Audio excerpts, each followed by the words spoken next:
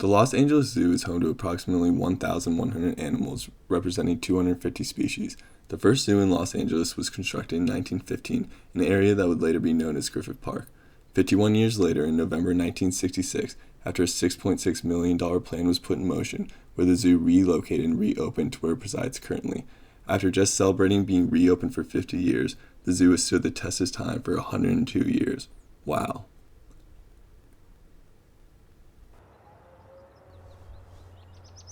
Welcome to the Los Angeles Zoo, where you'll find the killers of the safari, the hippos, meerkats basking in the sun, the wise and intelligent elephants, the world's tallest mammal, the giraffe, Africa's horse, the zebra, and the king of the jungle, the lion. Join us on today's episode, The African Lion. Feel free to pause any time to get any cool facts. Look at them lick each other. They're just like normal cats, except they could tear your face off. See that moat? That's to keep them from jumping over and getting you. Slumber in the savannah. It really is. Lions sleep 23 hours of the day. Good night. The meerkat. Sunbathing centuries. Dig a tunnel, dig a tunnel. Come on, who gets that reference? This guy is literally getting the last moments of the sun. Goodbye. The giant otter. Perro de Agua. The cool thing about giant otters is there's something to compare them to. Cute little small otters. Maybe we don't have giant humans. God bless you. They're a very social species, as you can tell by this very special clip. A group of globally successful hunters. The giant otter is diurnal, only being awake during the day and sleeping at night. Otters travel in bands from 3 to 8 and are very cooperative, centering around a dominant otter and his breeding mate. Early travelers reported noisy groups of otters surrounding boats. Can you imagine if they were really giant? Otters can be distinguished by their thick fur, winged paws, and a patch of white underneath their neck.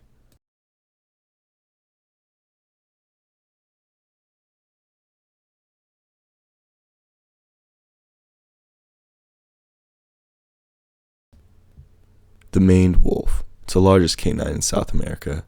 It looks like a fox, but it's not a fox, nor is it a wolf. It's the only species in this genus Chrysogen, meaning golden dog. Water babies. The hippo. Interestingly enough, the hippo's closest relative is the whale or porpoise, diverging from them around 55 million years ago. They are semi-aquatic, inhabiting rivers and lakes. This lake here was clear earlier in the day, by the way. Reproduction and childbirth both occur in the water. Think about how you were made. Hippos are only territorial in water, and not on land while they graze. They are highly unpredictable and aggressive, making them on average the safari's greatest killer.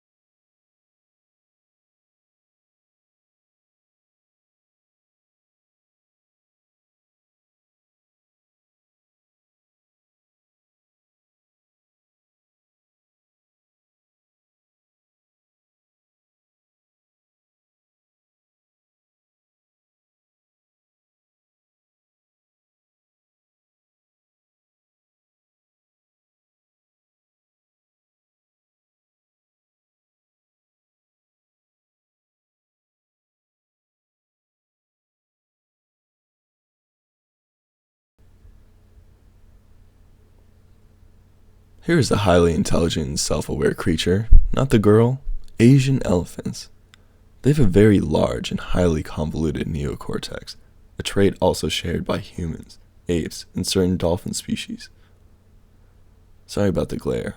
Let me use my very expensive deglarifying kit to help solve this problem. Here we go. Elephants have a greater volume of cerebral cortex available for cognitive processing than all other existing land animals, and extensive studies place elephants in the category of great apes in terms of cognitive abilities for tool use and tool making.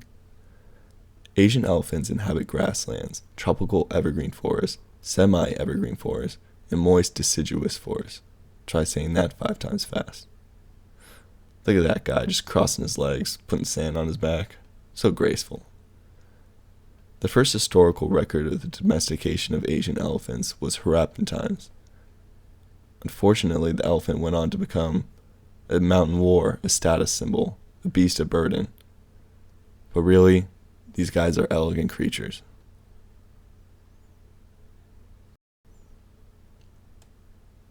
Zebras, Africa's horse. We all wish we could ride one, off into the sunset. They're very social creatures, traveling in groups called harems. Are they white with black stripes? Or black with white stripes? Well, I'm going to tell you the factual answer right here.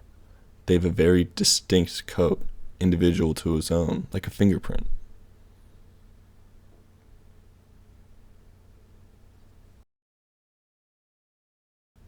The African dog. All I can say about the African dog is that an early writer came across it and thought it was a cross between a wolf and a leopard.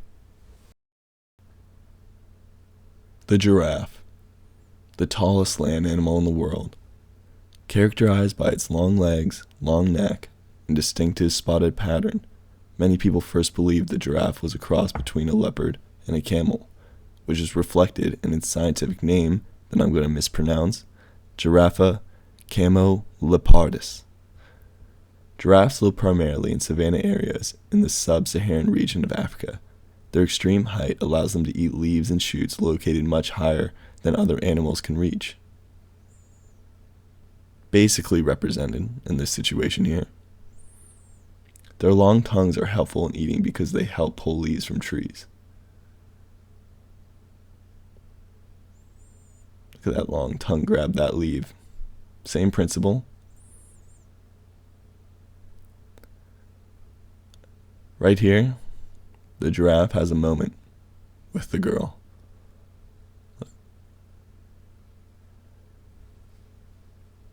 When giraffes walk, they move both legs on one side of their body and then both legs on the other side. This is unique to giraffes. You thought this guy was big. Take a look at this guy coming up. He's huge. The baby. The babies have the most unique style of birth. They have to fall 4 to 5 feet. Now here's the real big guy. Say hello to him. The male giraffe is both taller and heavier than the female. Both sexes have skin-covered knobs called ossicones on the top of their heads. Female ossicones are smaller and have a small tuft of fur on top, while male ossicones are bald on the top. Goodbye, Mr. Giraffe.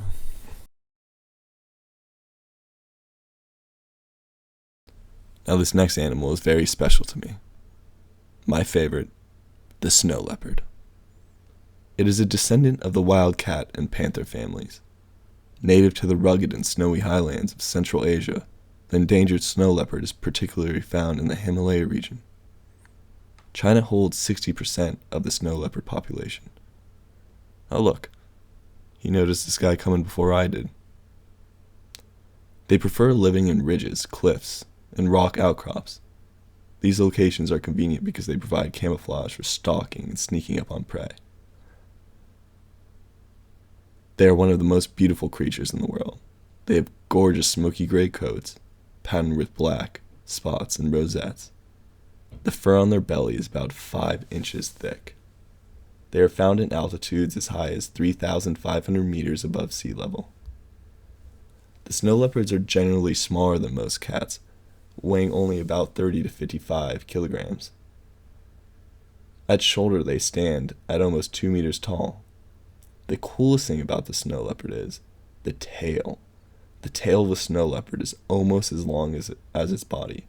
Having a long, furry tail is one of their unique aspects. The tail aids in balancing when walking over steep and narrow edges. Why is the tail so thick and furry? Unlike most wildcats, a snow leopard lives in very harsh, cold climate, so its tail acts like a muffler to shield its nose and mouth.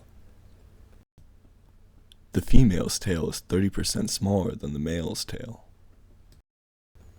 Now look at this guy go back and forth, and back and forth. Oh, here's a good close-up of him. After all that, he's tired. Good night, snow leopard. Ah, don't look at me.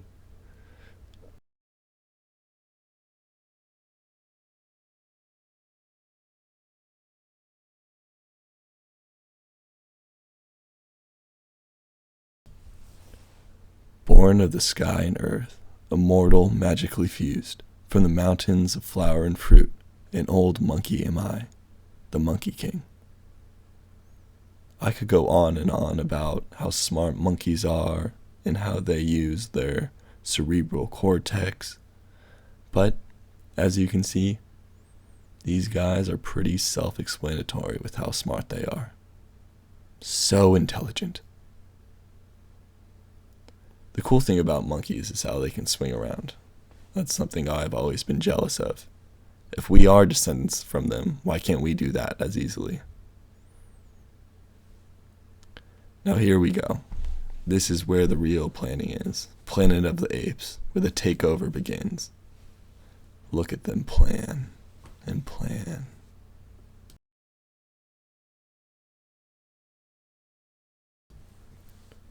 The desert bighorn sheep. They don't get enough credit. They're sheep and they have big horns. The best thing a bighorn sheep can do in its life is not get eaten by a cougar and jump really high.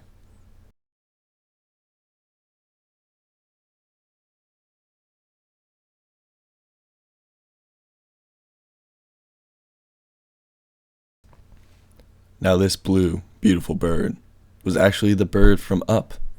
It was sadly captured right after the movie was released. It got too much attention.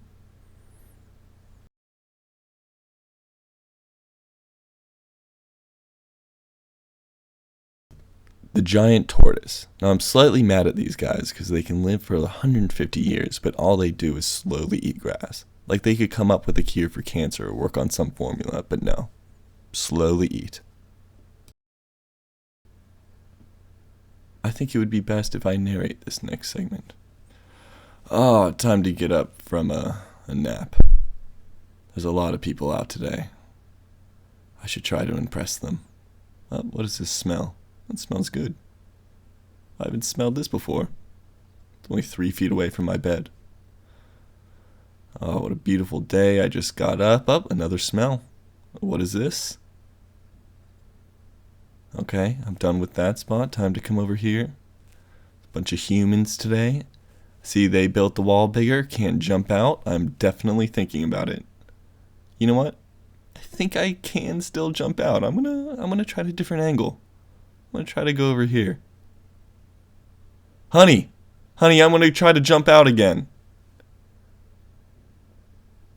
Yeah, if I calculate it properly, I can run up and jump. Honey, don't try and jump again. Honey, it's okay. I can make it this time.